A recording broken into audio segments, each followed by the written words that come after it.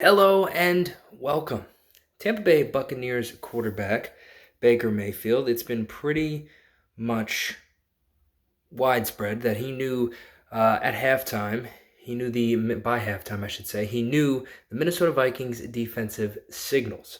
Now, I find this so interesting for a couple of different reasons. Now, one thing that I think is great, and I really want to pinpoint and highlight, because obviously, the football intellect it takes to pick up on things like that, right? The awareness, all of those things.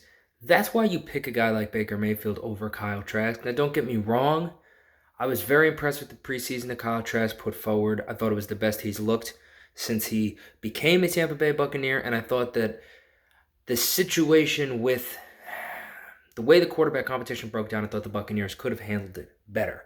But the reason you go with a guy like Baker Mayfield is because of situations like this. And this is nothing personal to Kyle Trask, but when you're dealing with a veteran quarterback versus basically a rookie quarterback, even though Kyle Trask has been in the league for entering his third season now, he's got no game experience, which makes him essentially a rookie. Baker Mayfield has a lot of game experience in a lot of different offenses, and I'm not just talking about the four now teams he's played on because he had multiple offenses in Cleveland.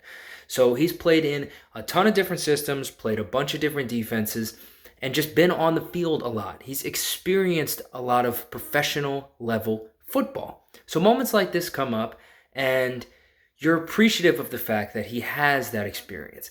The thing that I think I really just want to pinpoint, though, and appreciate is if you've done anything that's team oriented, but in particular, I guess we'll talk about if you've played team sports. If you come in to your team, by the way, you're new to the team. By the way, you're in the process of proving yourself because your place on the team is not necessarily secure, right? You're on a 1-year deal. You're trying to show people who who you can be, what you're all about. If you come in and talk to a bunch of grown men and you say, "Hey, I just figured it out. I cracked the code. Guess what, guys? We're good from here on out because I know the defense is doing. It's all good." It takes a lot of gumption. I like that word, but it's a great word. It takes a lot of gumption because you had better be right. Because if you come in and tell everybody that and then you're wrong and you're fooled in the second half after you say that, you look terrible. You look worse than if you just said nothing at all.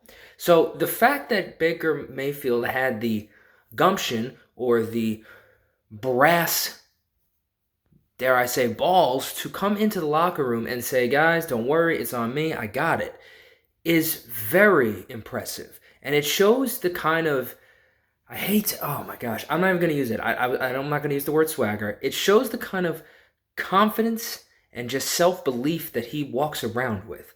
And that is to be appreciated, not mocked, and not thrown under the radar with a lot of the other things that Baker Mayfield brings.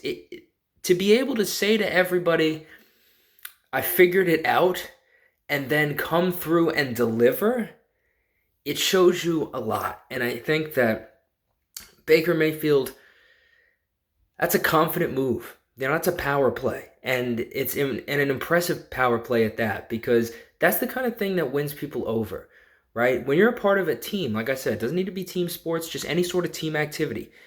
And you go to your teammates and you say something like that, "I just cracked the code. I figured out what we as a team need to do to get us to the goal that we have set out to accomplish."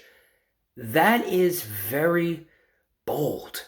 I mean, that is a very bold thing to do. And I give Baker Mayfield a lot of credit. I give him a lot of credit for having the courage to say that, and then I give him a lot of credit for having the ability to follow through on that and then make good on his word and go out there and deliver at a very high level and get the Buccaneers to produce in the second half at a better clip than they produced in the first half, and then also win the game ultimately in the end. So for Tampa Bay and for Baker Mayfield, it's a big week one for a lot of reasons, but I did want to take a moment to just really isolate that little detail there and give Baker Mayfield a lot of credit for all elements that went into that situation. Not just the fact that he picked up on it, so he's smart, or the fact that he executed it after the fact, so he's competent.